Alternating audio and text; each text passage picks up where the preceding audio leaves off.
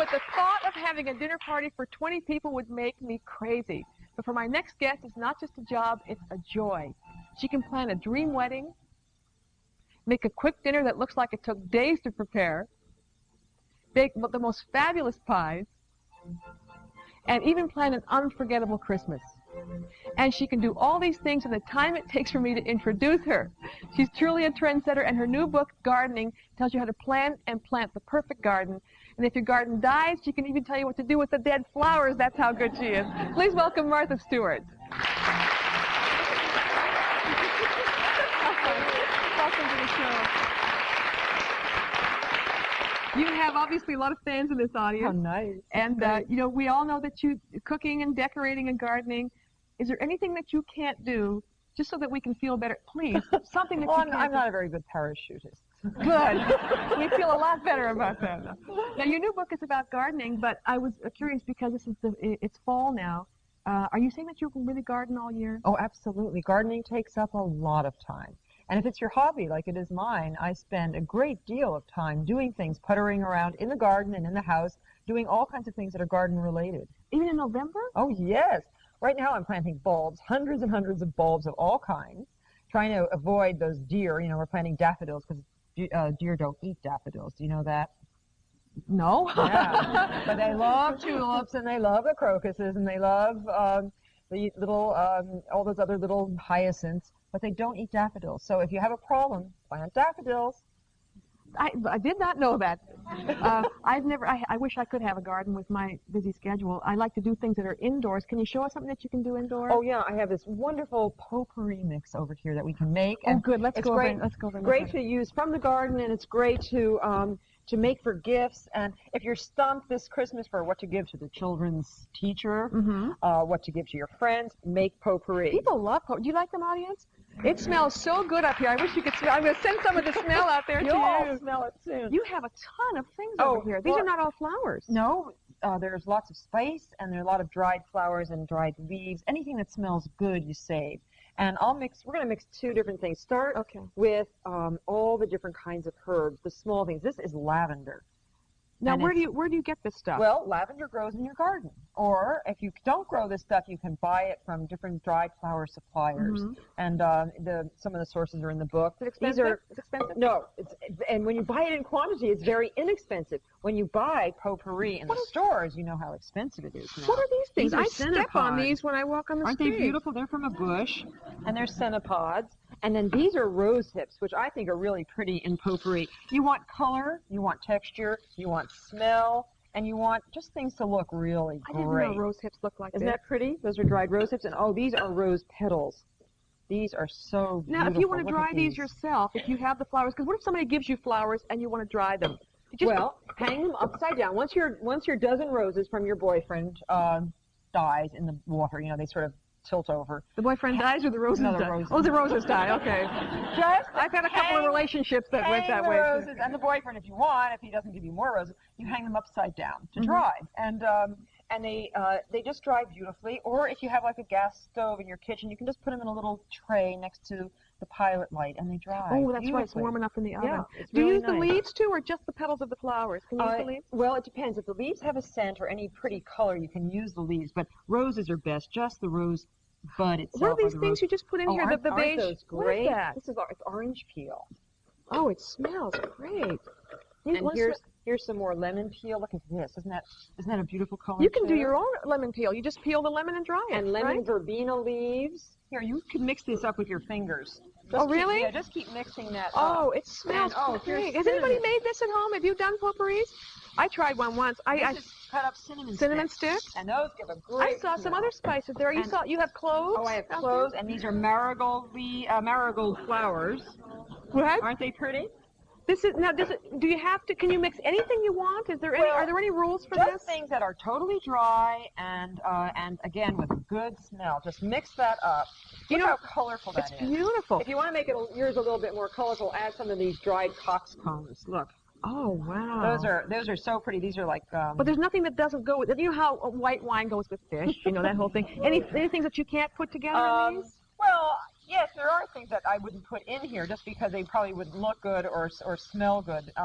But if you don't like marigolds, don't put marigolds, and they have a very strong smell. Mm-hmm. This is the potpourri oil. See, that's what the trick is. You have to put some oil in these things, right? And so I'm going to use a rose, and I think. Do you have lilac? I love lilac. I don't have lilac. Okay, I have freesia. Ooh, I okay, love okay. freesia. Now just sprinkle the oil. Now where do you get these over. oils? These you get at pharmacies, old apothecary shops, and there are a lot of, as I said, a lot of shops now dealing in hobbies, and they'll have these oils. You put the whole thing in. Yeah, I just put the whole thing in. Then I'll put the whole thing in. This is a fixative. This is called orris root, and it is a ground-up spice, and it is a fixative. It keeps the oil. It sort of absorbs the oil, and it makes this smell so great. Orris root. Is it a drugstore item? That too you get in the craft stores or in the dried flower stores. Oh, this smells great. Doesn't that smell great? Okay.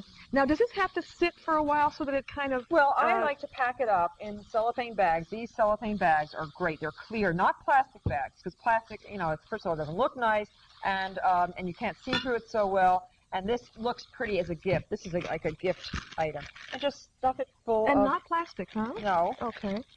Not plastic. She gets the bigger bowl. She's got the book. I love doing this stuff. Oh, does this smell great? Huh? I love, don't you love how that smells? It's beautiful. Freesia is great. And these oils come Can you smell it out there? Can you? It's really, okay. Fill it about 3/4 full. And then if you want, you put something very pretty and colorful on the top. Like these are blue hydrangeas. You can put some little, on the top of the... Yep, little rose petals. I'm putting these on mine. That's good. Okay. And you can put, look at those are very beautiful. Oh, too. these are beautiful. Globe amaranth. And these are beautiful, beautiful pansy flowers. Pansies, I love pansies. Okay. And put that right on top. Okay. And you tie it with a pretty ribbon. And I always use something very nice, like a silken ribbon.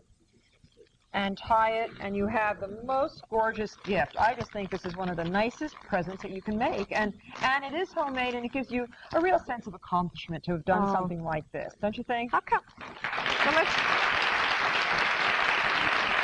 compare.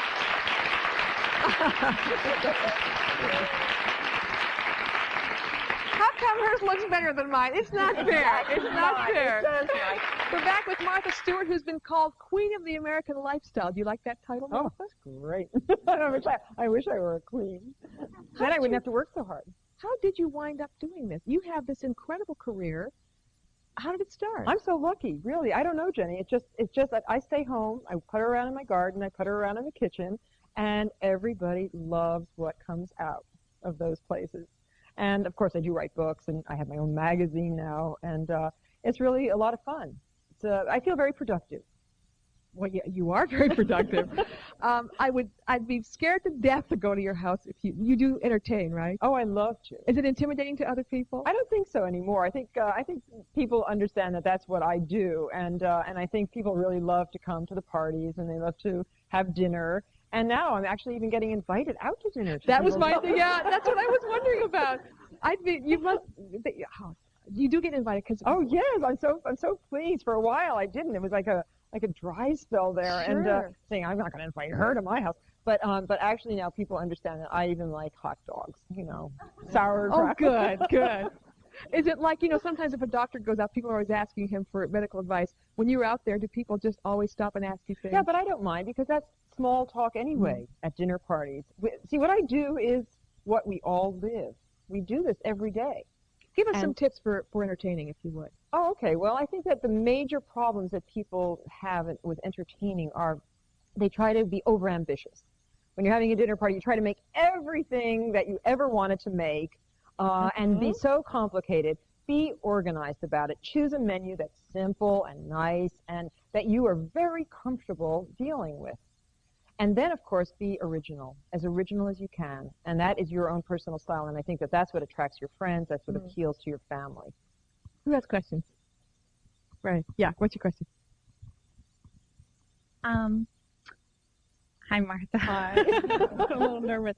I want to say I love all of your books. Thank you. And I know you have your new gardening book out.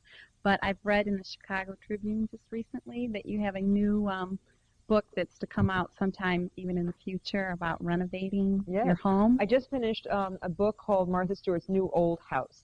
And it's the restoration, the renovation, and the decoration of an old house that I did right down the street from where I live in Connecticut. And it's really fun because I show the workmen digging the holes, and I show the artisans painting and stippling the walls. And it's fun because I haven't seen another book that takes you through all the steps in such an honest way. Who else has questions? Yeah, go ahead. I'm having about 15 or 20 people over after Christmas dinner. So it'll be a little bit later, and everyone's eaten. They're full, but they still expect to be fed some. But I want to do something different than the normal, eggnog and cookies. I mean, what do you suggest? Something new? Well, in an hors d'oeuvre way, maybe. A little less fattening. Something lighter. Well, make a hot mulled wine instead of the eggnog, because eggnog's so heavy after you've eaten dinner already. But make a hot mulled wine or a hot mulled cider. And use lots of these spices that we use in the potpourri, like the cinnamon sticks and the allspice. And you can heat that up, serve it in a great big copper pot, and then serve maybe little tea sandwiches, which would be very nice with that. And people always go for tea sandwiches, watercress and cucumber, and simple and nice, and it sounds kind of plain, but it's really nice. I really get tired sometimes of all that heavy stuff at Christmas time. I know Christmas is coming up, but something a little lighter. Eggnog kills me. I know. Well, it's almost like, I hate to say it because I love it, but it's passé almost too. Do you have any ideas for an unusual Thanksgiving centerpiece? Oh, well, how about in the book we show you how to gild pumpkins. And they're very easy to do, and I think that would be fun. Do a whole little mound of little pumpkins all mounded up, but a little bit of gold leaf on them or gold paint marbleized on the pumpkins. That would look really pretty. And you can use those flowering kales. Do you know those flowering kale? They look like cabbages. Those would be pretty too. I have a great tip for Christmas. Something I made at home once. I saw it in the book. It's a pomander. You take an orange and you stick it with cloves and hang it up. Instant pomander. Martha, thank you very, very much. You're terrific for being here.